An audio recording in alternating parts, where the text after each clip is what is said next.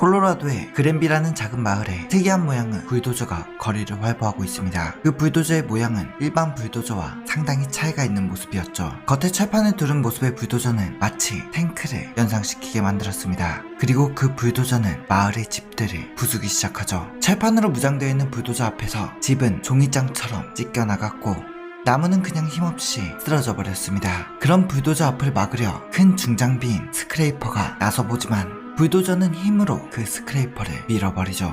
어떻게 만들었는지 불도저 주위를 감싸고 있는 강철판은 방탄의 효과를 확실히 내고 있어 총도 이 불도저에겐 통하지가 않았습니다. 장갑차처럼 개조된 불도저가 거리를 활보하고 집들을 부수는 광경은 가히 충격적이었죠. 이 불도저 앞을 가로막을 건 없어 보였습니다. 콜로라도 키도저 사건. 40대 중년 남성이었던 마빈 히마이어는 열심히 일하고 그만큼 노는 것을 좋아하는 남성이었습니다. 그리고 그런 마빈은 1992년에 자신의 사업을 시작하기로 하죠. 마빈은 자동차가 다니는 큰 도로 옆에 2에이커 약 2448평의 부지를 구입하게 됩니다. 1969년까지 미 공군에서 승련된 용접공으로 활약했던 마빈은 구입한 부지에 자동차 정비 가게를 차리게 되죠. 그렇게 마빈은 8년간 사업을 이어오게 됩니다. 그리고 2000년 사건이 터지게 되죠. 어느 날 시멘트 공장에서 마빈에게 연락이 온 것입니다. 그곳에 시멘트 공장을 지으려 하니 부지를 팔라는 이야기였죠. 처음 마빈은 시멘트 공장과 계약을 하며 25만 달러를 부르게 됩니다. 그의 시멘트 공장은 흔쾌하게 수락을 하죠. 그러자 마빈은 그 가격을 37만 5천 달러로 올리게 됩니다. 그리고 100만 달러까지 가격을 올려버리죠. 이렇게 가격을 올리는 것으로 보아 마빈은 전혀 땅을 팔 생각이 없는 것처럼 보였습니다. 마빈에게는 아내도 없었고 아이도 없었지만 혼자이신 아버지를 부양하고 있었기에 자리 잡은 사업을 접고 다시 시작하는 것이 상당한 부담으로 다가왔으니까 말이죠. 그렇게 시멘트 공장과의 이야기는 끝났고 시멘트 공장이 물러난 것처럼 보였습니다. 그런데 어느 날 시멘트 공장 건설 확정이라는 신문 기사를 보게 됩니다. 자신이 부지를 팔지 않았음에도 시멘트 공장이 들어온다는 것이죠. 알고 보니 시멘트 회사가 시의회에 지역 재조정 제안을 넣었고 그것을 시의회가 받아들여 시멘트 공장 건설 허가가 났다는 것이었습니다. 그리고 공장이 지어지는 부분은 이 부분이었죠. 마치 마빈의 가게를 둘러싼 모습이었습니다. 그리고 그렇게 시멘트 공장이 들어온다면 큰 도로에서 마빈의 가게로 들어오는 포장 도로가 막히게 되죠. 뒤쪽에 길이 하나 더 있으나 이쪽으로 온다면 도로에서 마빈의 가게가 멀어질 뿐만이 아니라 이 길은 비포장 도로로 마빈의 가게에 대한 접근성이 엄청나게 떨어진다는 것입니다. 즉 이곳에 시멘트 공장이 들어온다면 마빈의 생계를 상당히 위협할 수 있다는 것이죠. 그래서 마빈은 시청에 찾아가 자신의 가게에 대한 접근을 이 공장이 차단하고 있다며 항의를 합니다. 그러나 시청의 답변은 이미 허가가 난 건으로 철회는 불가능하다는 답변뿐이었죠. 지푸라기라도 잡는 심정으로 시멘트 공장이 들어설 부지에 있는 시멘트 공장 본사로 찾아가 보기도 하지만 이미 이전의 계약에서 틀어진 관계였고 시멘트 공장의 입장에서는 시에서 허가가 났으므로 굳이 마빈의 사정까지 봐줄 필요가 없다는 것이었습니다. 처참한 심정으로 돌아온 마빈이었지만 이 도로가 막힌다면 앞으로의 살 길이 막막해지기에 마빈은 해볼 수 있는 건 다 해볼 수밖에 없었습니다. 시청 앞에서 1인 시위도 하고 시멘트 공장 건설을 막기 위한 소송에도 들어가죠. 막대한 소송 비용에도 마빈은 물러설 수가 없었습니다. 그 소송은 무려 1년간 지속이 되었는데 결국 결과는 마빈의 패소였습니다. 마치 결과를 예상이라도 한 듯 소송 중에도 시멘트 공장은 차근차근 지어졌죠. 그리고 이 소식이 지역 신문에 실리게 됩니다. 마빈이 지역 계획인 공장을 개인적 이기심으로 막으며 헛된 싸움을 벌이고 있다고 마빈을 비난하는 기사가 실린 것이죠. 그렇게 되자 마빈은 지역 사회에서도 손가락질을 받게 됩니다.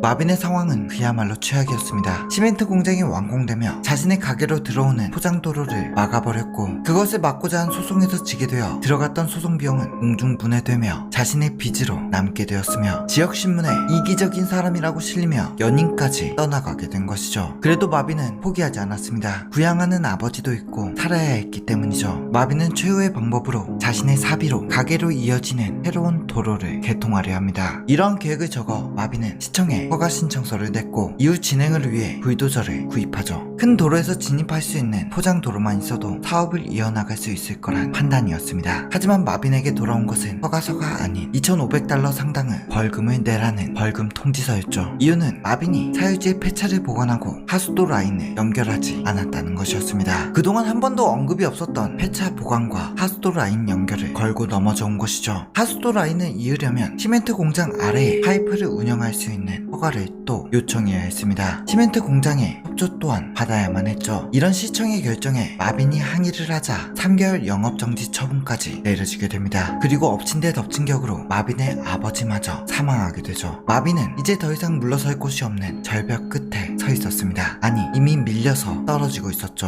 You know, it's gone because now money means nothing. Everything is gone. 그렇게 몰릴 대로 몰려 떨어지는 마빈은 키도저 계획을 세우게 됩니다. 마빈은 자신의 작업장을 쓰레기 회사에 임대를 하기 시작했고 2003년에 부동산을 모두 매각하게 됩니다. 새 소유자는 마빈에게 떠날 수 있는 시간을 넉넉하게 주게 되는데 그 기간 마빈은 작업장에 임시 집을 마련하고 불도저를 개조하기 시작하죠. 불도저의 장갑은 여러 장의 강철판 사이에 콘크리트를 주입해 만들었습니다. 이렇게 만들어진 강철판의 방호력은 인류 최대 전차인 8호 전차 마우스 200mm 이상의 장갑을 뛰어넘고 현대의 3세대 초기형 MBT 수준의 방호력인 최대 방호력 30cm를 넘어갔죠. 그리고 2004년 6월 4일 마빈은 지인을 통해 마을 사람들에게 대피하라고 알렸고 개조된 불도저를 몰고 마을로 나가게 됩니다. 불도저는 시멘트 공장을 부수고 시청, 시의회, 경찰서를 부셨으며 자신을 비난한 기사를 낸 신문 기사의 집, 패소 판정을 내린 판사의 집을 차례로 부숴나가기 시작합니다. 개조된 불도저는 어떤 총알도 뚫지 못했고 특수부대인 스와 또한 출동했지만 이렇다 할 방법을 내놓지 못했죠. 한 경관이 불도저의 배기구에 섬광탄을 집어넣는데 성공했으나 역시 아무 피해가 없었고 불도저에 올라가 보려 했으나 이런 상황에 대비를 한 것인지 차체 위에 뿌려진 기름 덕에 그 이상의 시도는 하지 못하게 됩니다. 중장비인 스크레이퍼를 통해 길을 막아보기도 하지만 불도저의 힘은 감당이 되지 않았죠. 불도저에 탄 마빈은 시장과 시청 관계자의 집을 부수며 착실히 건물을 파괴해 나갑니다. 마빈의 불도저가 멈추게 된 것은 갬블 스토어를 부수고 지나가면서였습니다. 불도저가 벽을 부수며 지나가자 상부의 지붕이 불도저를 누르기 시작했고